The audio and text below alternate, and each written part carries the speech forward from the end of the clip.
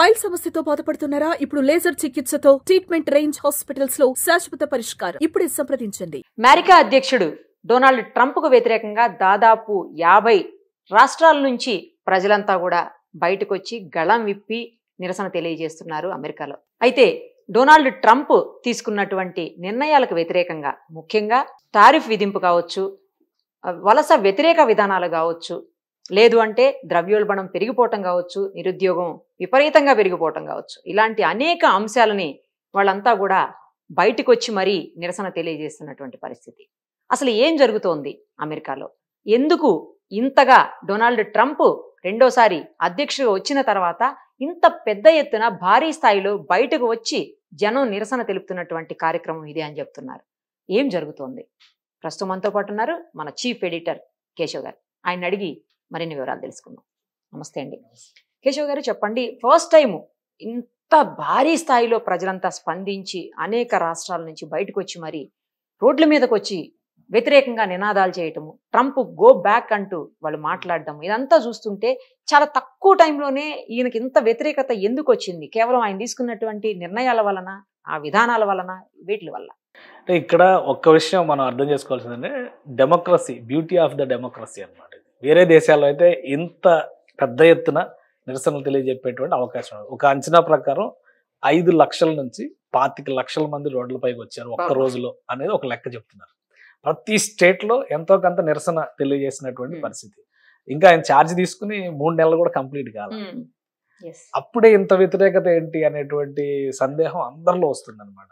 So 3 నెలల్లో ఇంత వ్యతిరేకత ఎందుకు కూడగట్టుకున్నారంటే ఇక్కడ 2 అంశాలు మనం దృష్టిలో పెట్టుకోవాలి. మేక్ అమెరికా గ్రేట్ అగైన్ అనే స్లోగన్ ఏదైతే ట్రంప్ ని అధికారంలోకి తీసుకొచ్చిందో ఇప్పుడు ఆ స్లోగనే ట్రంప్ కి గుదిబండగా మారబోతుంది. ఆయన చెప్పినటువంటి నినాదం, చెప్పినటువంటి విధానం ఒక 50 ఏళ్ల క్రిందట చూస్తుంటే కనుక అది కొంత సక్సెస్ఫుల్ ఫార్ములా కింద చెప్పడానికి అవకాశం ఉంది. ఇప్పుడు గ్లోబలైజేషన్ మొత్తం మార్కెట్ అంతా కూడా ఒకటిగా అయింది, ప్రపంచం అంతా కూడా ఒకటిగా ఉంది. ఎక్కడ చిన్న అణువు కదిలినా మిగతా మొత్తం ఆ కదలిక ప్రభావం ఉండేటువంటి పరిస్థితి ఉంది. అమెరికన్స్ ఎక్కువగా ఆశించింది ఏంటంటే యుద్ధాలు లేనటువంటి ప్రపంచం, అలానే అమెరికా ఆధిపత్యాన్ని కొనసాగించేటువంటి ప్రపంచం, అమెరికాలో ఉన్నటువంటి ఆర్థిక స్వతంత్రతని కంటిన్యూ చేసేటువంటి ప్రపంచం. ఇది అమెరికన్స్ ఆశించింది. కానీ ట్రంప్ తీసుకున్నటువంటి నిర్ణయాల ప్రభావం మొదట అమెరికా మీద పడుతుంది. మొదటి విక్టిమ్ అమెరికనే. సో ఇక్కడ సమస్య అది. గ్లోబలైజేషన్ వలన అమెరికన్ మ్యానుఫ్యాక్చరింగ్ ఇండస్ట్రీస్ మొత్తం ప్రపంచం బయటకు వచ్చినాయి.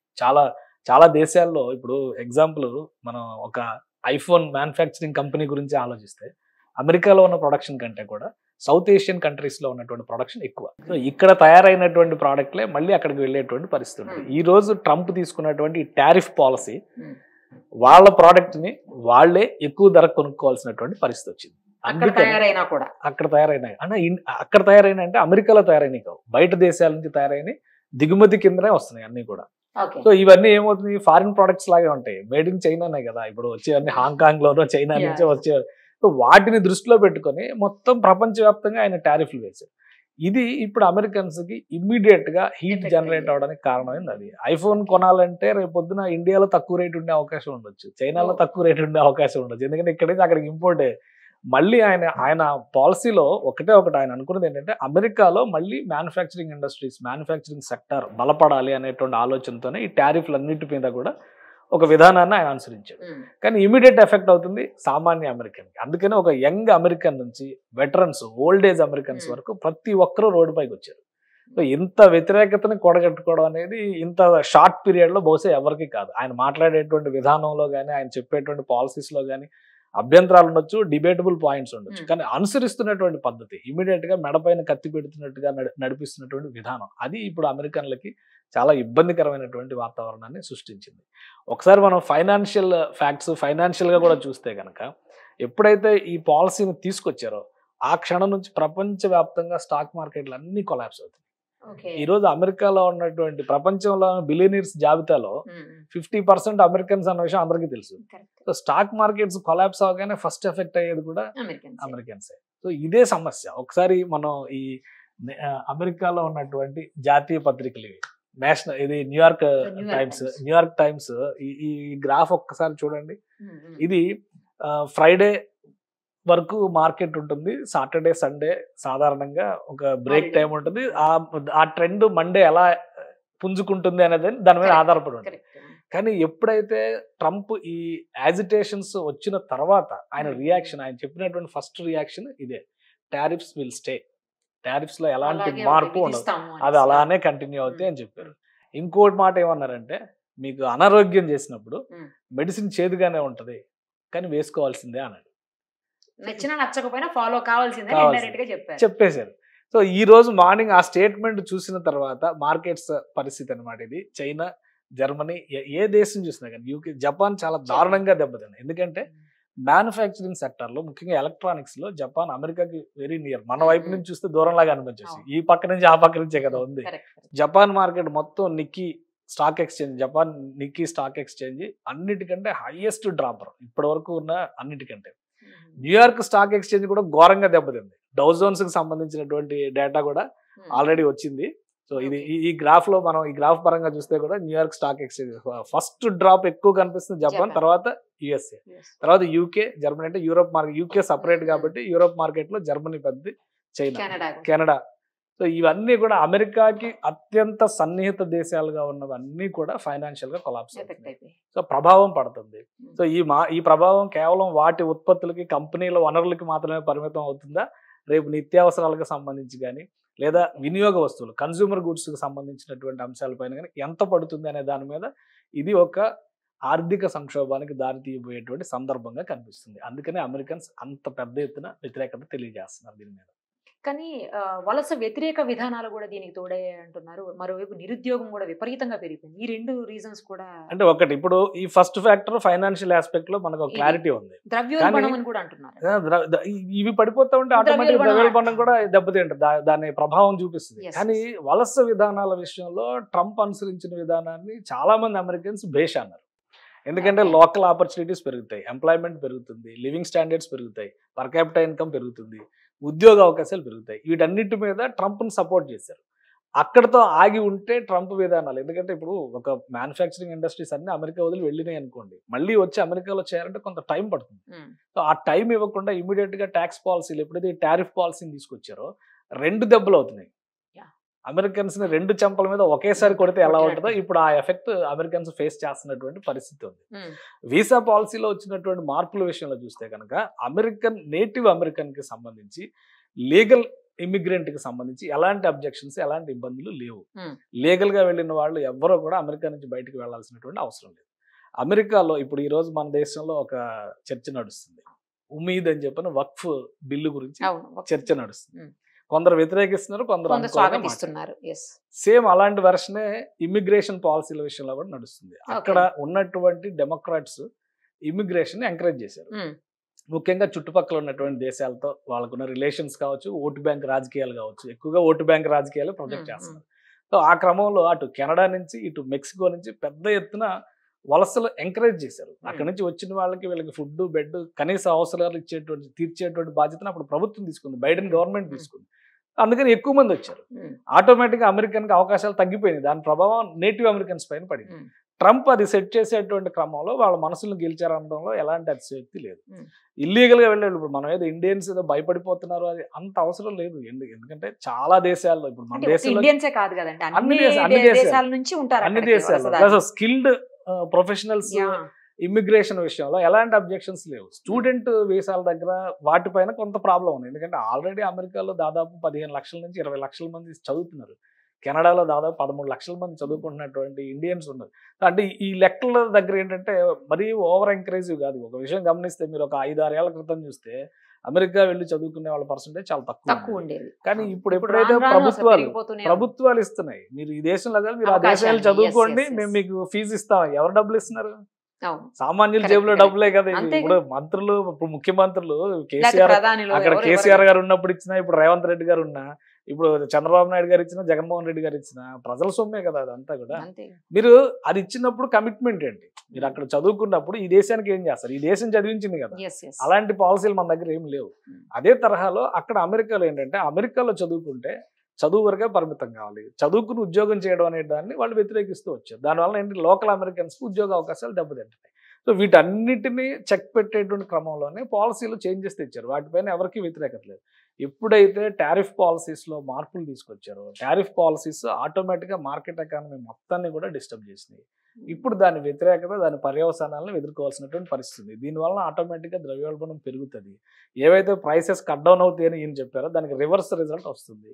అయితే ట్రంప్ చెప్తున్నటువంటి మాట ధీమాగా ఆయన చెప్తున్న ఒకే ఒక మాట ఏంటంటే ఇది తాత్కాలికం అంటున్నాడు.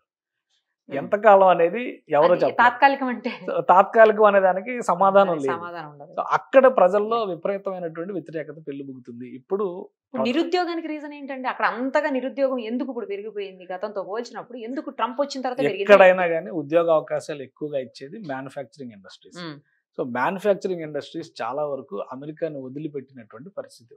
ఈ రోజు కూడా స్టాక్ ఎక్స్చేంజ్ ఇంత దారుణంగా దెబ్బతిన్న సందర్భంలో కూడా వారెన్ బఫెట్ ఆస్తులు పెరిగాయి, తగ్గలేదు. ఎందుకు రీజన్స్ అంటే Warren Buffett America even bank of అమెరికాలో చేసిన షేర్స్ ని కూడా ఆయన ఇన్వెస్ట్ చేసినటువంటి అమౌంట్స్ ని కూడా వెనక్కి తీసుకుని జపాన్లో ఇన్వెస్ట్మెంట్స్ పెట్టారు. జపాన్లో మిత్సుబిషి లాంటివి, సొమునెటో లాంటివి అంటే మ్యానుఫ్యాక్చరింగ్ ఇండస్ట్రీస్ కి సంబంధించినటువంటి వాటిలో షేర్స్ ఎక్కువ ఆయన హ్యాండిల్ చేశారు. సో వాటి ప్రైసెస్ పెరుగుతున్నాయి కాబట్టి ఆయన ఆస్తులు పోలేదు. ఆయన ఆస్తులు చివరికి బిల్ గేట్స్ కూడా $3 బిలియన్ లాస్ అయ్యారనేది గత 3 రోజుల్లో ఆయన లాస్ అయ్యారండి. ఎలాన్ మస్క్ లాంటి వాళ్ళైతే ఎలాన్ మస్క్ ఆస్తి మొత్తం $130 బిలియన్ తగ్గిపోయింది మొత్తం. అంటే ఆల్మోస్ట్ ఒక 15 to 20% డౌన్ అయిపోయింది. ఇది చాలా పెద్ద ప్రభావం చూపించింది. నాస్డాక్ ప్రైవేట్ స్టాక్ ఎక్స్చేంజ్ గా చూస్తారు, నాస్డాక్ లోనే 20% డౌన్ ఫాల్ పడింది. కరోనా తర్వాత ఆర్థికంగా ఎంత పెద్ద దెబ్బ తగిలింది ఏ మార్కెట్ లోనూ లేదు. ఫస్ట్ టైం ఇది. అంటే ఈ లాస్ట్ 5 ఇప్పుడు కరోనా తర్వాత పుంజుకునే క్రమంలో ఉన్నప్పుడు ఇది పెద్ద బ్లో అవుతుంది. మరి ఇంత ఇంపాక్ట్ చూపించే అమెరికా లాంటి దేశాలు లేకపోతే అక్కడ ఉన్నటువంటి అధ్యక్షులు కొంచెం వైజ్ గా డెసిషన్స్ తీసుకోవాలి తప్పించి ఇలాంటి డెసిషన్స్ అంటే అమెరికాని లోకల్ గా ఆయన ఒక ఎమోషన్ పెట్రియాటిజం క్రియేట్ చేద్దాం అనుకున్నారు. ఇప్పుడు మన దగ్గర నోట్ల రద్దు జరిగినప్పుడు ప్రపంచంలో ఉన్న నల్లధనం అంతా కూడా వచ్చేస్తుంది, తల ఒక 10 లక్షలు ఇస్తారని అందరూ ఎక్స్పెక్ట్ చేసి స్వాతంత్ర పోరాటంలో పార్టిసిపేట్ చేసే అవకాశం మనకు లేదు. కానీ ఏటీఎం మిషన్ ముందర ఎంత లైన్ అయినా నుంచున్నాం. ఏం జరిగింది? సో ఒక ఎక్స్పెక్టేషన్ కి రియాలిటీకి ఉండేటువంటి చేంజ్ అనమాట. ఇక్కడ ట్రంప్ ఆలోచించినటువంటిది కూడా ఇది ఒకేసారి తీసుకొచ్చేటువంటి అంశం కాదు, దశల వారీగా ఆయనకున్న టైం 4 years కాబట్టి మన దగ్గర 5 ఏళ్ళు ఉంటుంది, అక్కడ 4 ఏళ్ళే. సో ఇది చాలా ఫాస్ట్ గా మూవ్ చేయాలని డిసైడ్ అయ్యి 2 వైపులా సంస్కరణలు ఒకేసారి మొదలు పెట్టారా, లేదంటే ఆయనకు కూడా ఖచ్చితంగా అడ్వైజర్స్ ఉంటారు కదా, అవన్నీ పట్టించుకోకుండా అయితే నిర్ణయం తీసుకోరు కదా. సో ఒక బిగ్ ప్లాన్ తో ఆయన ఉన్నారు. ప్లస్ ఇప్పుడు ప్రపంచం ఇంతకు ముందు చేసినటువంటి అనుభవం కూడా ఉంది కదా, ఒకసారి కాదు కదా, ఇది ఫస్ట్ టైం అయితే తెలియక ఏదో జరిగిందని కొత్తగా చేస్తే చాలా ఎప్పటి నుంచో ఉన్నటువంటి అందరికంటే ట్రంప్ వస్తే ఆయన ఒక business person, first business magnet ఆయన. సో ముందు జరిగేది స్టాక్ ఎక్స్చేంజ్ లో రైజ్ జరుగుతుంది, మార్కెట్ మొత్తం బూమ్ అవుతుంది, దీని మీద ఎక్స్పెక్టేషన్ చేశారు. కానీ ఎప్పుడైతే ఈ టారిఫ్ పాలసీని తీసుకొచ్చారో, అంటే ఒకవేళ చేస్తుంటే చైనాతోనూ కెనడాతోనూ కొన్ని డిఫరెన్సెస్ ఉన్నాయి. సో అలాంటి రిస్ట్రిక్టెడ్ గా 2-3 దేశాలతో చేస్తుంటే ఆయన డీల్ ఒక విధంగా ఉండేది.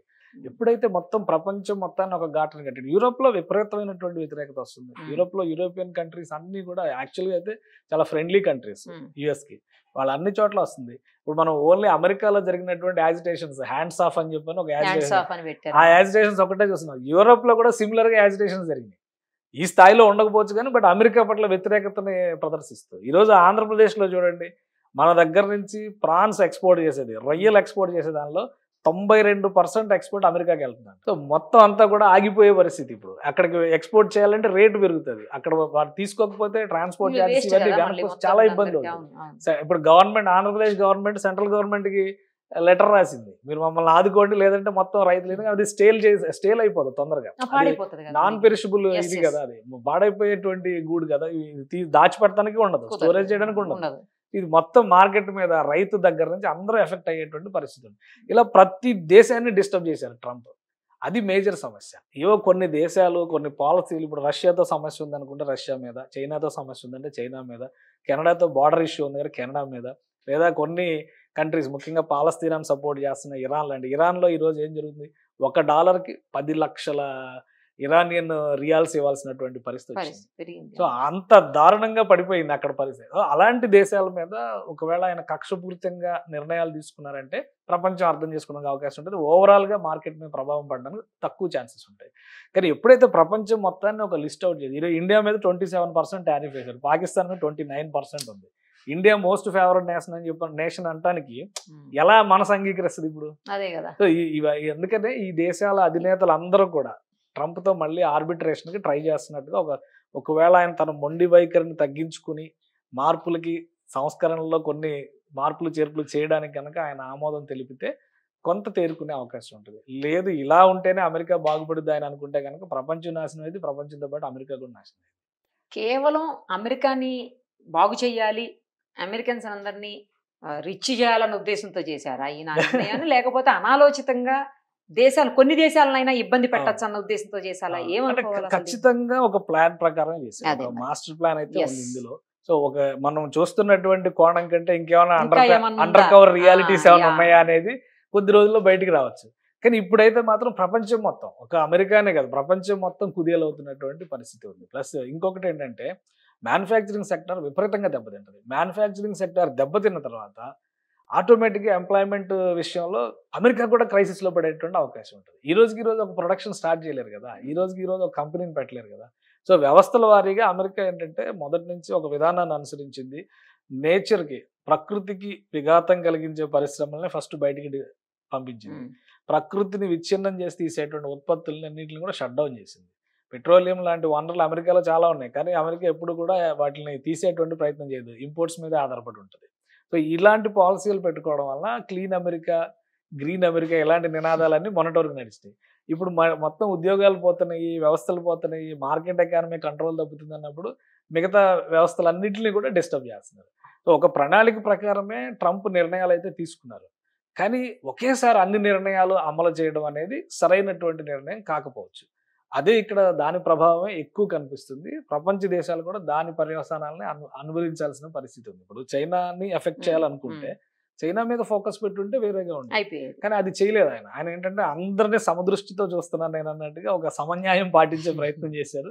చివరికి సమాధి కట్టుకునే పరిస్థితిగా మారుతున్నట్టుగా కనిపిస్తుంది. అది ప్రజల్లో ఈ వ్యతిరేకత ఉన్నప్పుడు ఇంపీచ్మెంట్ ఆఫ్ ప్రెసిడెంట్ కూడా చాలా కాంప్లికేటెడ్ ఇష్యూ. అమెరికా చరిత్రలో ఒకే ఒక్కరిని అలాగా పదవిలోకి తీసేసి పంపించిన సందర్భం గతంలో ఓన్లీ రిచర్డ్ నిక్సన్ ఒక్కడే, అది కూడా బ్లూ గేట్స్ కుంభకోణం, వాటర్ గేట్స్ కుంభకోణం ఏదో జరిగి దానికి సంబంధించి ఆయన వెళ్ళిపోయారు. ఇప్పుడు ఇలాంటి నిర్ణయాలు తీసుకుంటే ఖచ్చితంగా ఒక రెవల్యూషన్, అమెరికాలో ప్రజాస్వామ్య తిరుగుబాట్లు చాలా సహజం. మొదటి నుంచి జరిగినటువంటి ఒక బ్లాక్ గాంధీగా చెప్పేటువంటి మార్టిన్ లూథర్ కింగ్ పోరాటం గురించి మాట్లాడినా, వాళ్ళ సంస్థ, వాళ్ళ విధానం అంతా కూడా డెమోక్రాటిక్ స్పిరిట్ తో నడుస్తున్నదే. ఈరోజు బైడెన్ ని అంత స్థాయిలో, తీవ్ర స్థాయిలో వ్యతిరేకించడానికి కారణం కూడా ఆయన ఇన్యాక్టివ్ నేచర్ అనేది నేటివ్ అమెరికన్స్ చెప్తున్నటువంటి మాట. ఇప్పుడు ఈయన ఓవర్ యాక్టివ్ గా చేస్తే మళ్ళీ అమెరికాకి నష్టం, అది ఇంకో దెబ్బ అవుతుంది. సో అందుకనే అంత ఇమ్మీడియట్ రియాక్షన్ వచ్చింది. బహుశా నేను అనుకుంటున్నా ఒక కరెక్షన్ అయితే ఉంటుంది అనుకుంటున్నా, ఒక నిర్ణయం తీసుకునేటువంటి అవకాశం ఉండొచ్చు. ఓవరాల్ గా సిస్టమ్ ని మళ్ళీ కంట్రోల్లోకి తీసుకొచ్చుకునే ఆయన ఒక ప్రయత్నం అయితే చేసే అవకాశం ఉంది. ప్రత్యేకంగా విదేశాంగ విధానంలో కూడా ఫోకస్ పెడతాయి, ఎందుకంటే అన్ని దేశాలతో డిస్టర్బెన్స్ వస్తుంది. సో యూరోపియన్ యూనియన్ నుంచి ఇండియా లాంటి మోస్ట్ ఫేవర్డ్ నేషన్ వరకు అన్ని కూడా దూరం అయ్యేటువంటి పరిస్థితి ఉంది. కాబట్టి కొంత సంయమనం పాటించవచ్చు. లేదంటే కనుక అమెరికా అందరికంటే మొదటి బాధితురాలు అమెరికా అయింది మిగతా దేశాల కంటే కూడా. సో అది ఆలోచించి నిర్ణయం తీసుకోవచ్చనే అనిపిస్తుంది. లెటస్ సీ అండి, మీరు చెప్పినట్లు ఏం జరుగుతుందో చూద్దాం, తొందరలో తెలుస్తుంది. ఎందుకంటే ఎఫెక్ట్ వెంటనే పడుతుంది కదా, లేట్ కూడా అయ్యే అవకాశం లేదు. మార్నింగ్ ఆయన స్టేట్మెంట్ మార్కెట్ లో కొలాప్స్ అయిపోయారు మార్కెట్ లో. సో దాని ప్రభావం చాలా ఇన్స్టెంట్ గా వస్తుంది. అందుకనే బహుశా నిర్ణయం తీసుకునే అవకాశం ఉండొచ్చు అని అనిపిస్తుంది. ప్లస్ ఇంకోటి ఏంటంటే ట్రంప్ వెనకాల నిలిచినటువంటి బలమైన వ్యక్తులందరూ కూడా అమెరికాలో ఉన్నటువంటి సంపన్న వర్గాలు. సో జనరల్ గా కూడా సంపన్న వర్గాలు రిపబ్లికన్స్ కి ఫేవర్ గా ఉండదు, ట్రెడిషనల్ ఓట్ బ్యాంక్ వాళ్ళకి. సో దాన్ని కొల్లగొట్టేటువంటి పరిస్థితి ఇప్పుడు. ఎలాన్ మస్క్ విపరీతంగా లాస్ అయ్యారు కదా, ఎలాన్ మస్క్ ని కూడా తిడుతున్నారు కదా, ఎలాన్ మస్క్ ని ట్రంప్ ని ఇద్దరిని వ్యతిరేకంగా. యాక్చువల్ గా ఆయన సిస్టమ్ లో లేకపోయినా కానీ ఆయనను కూడా, ఎందుకంటే మొత్తం బ్యాక్ డ్రాప్ పాయింట్ అంతా ఈయన అనేది కదా. మొత్తం ఈయన వస్తే మార్కెట్, బిజినెస్ సెక్టర్ ఎక్కువ లాభపడుద్దని ఆశించారు అందరూ. సో మొత్తం డిస్ట్రాయ్ అవుతూ వస్తుంది. అందుకని అంత తీవ్రమైనటువంటి వ్యతిరేకత ఉంది. కాబట్టి సరిచేసుకోక తప్పని పరిస్థితి అయితే ఉంది. మొండిగా ముందుకెళ్తే కనుక ట్రంప్ ఇబ్బంది పడేటువంటి అవకాశం కూడా 100% ఉంటుంది. లెట్ us see అండి. Thank you so much. Suman టీవీలో మీ పర్సనల్ అండ్ బిజినెస్ ప్రమోషన్స్ కోసం కింది నెంబర్కి కాంటాక్ట్ చేయండి.